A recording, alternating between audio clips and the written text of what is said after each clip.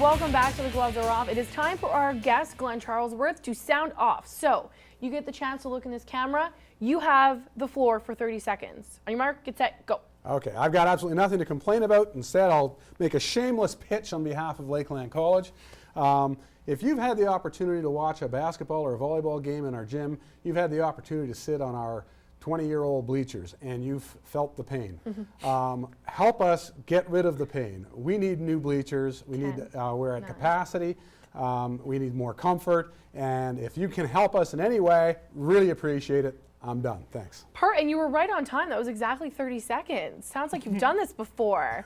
Impressive. Well, there you go. If there's someone out there who would like to help you get some bleachers, then maybe and they can even maybe have them named after them like they do in America. Absolutely. Who knows? There you go. All right, here's a question now for Sound Off. I like this question. What is the worst lie a student athlete has ever told you? Or Strack, for you, what's the worst lie that you've ever told in sports? For example, like to a coach for being late.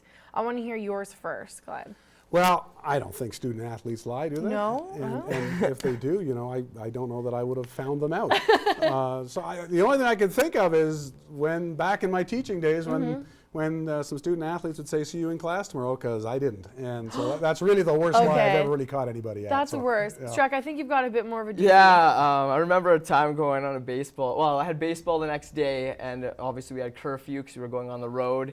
Next thing you know, we ended up driving to Regina that night at like 3 in the morning, me and my couple buddies, pulled the all-nighter, got home at noon the next day, took a couple hours of sleep, got on the bus to go, thought my coach didn't know anything, sat at that game. So I guess they must have called home and my parents told them I wasn't home. Oh, wow. Mama and Papa Strack letting the cat out of the bag. That's right. Wow. All right. Well, Glenn, thank you so very much for being here. It was a pleasure having you.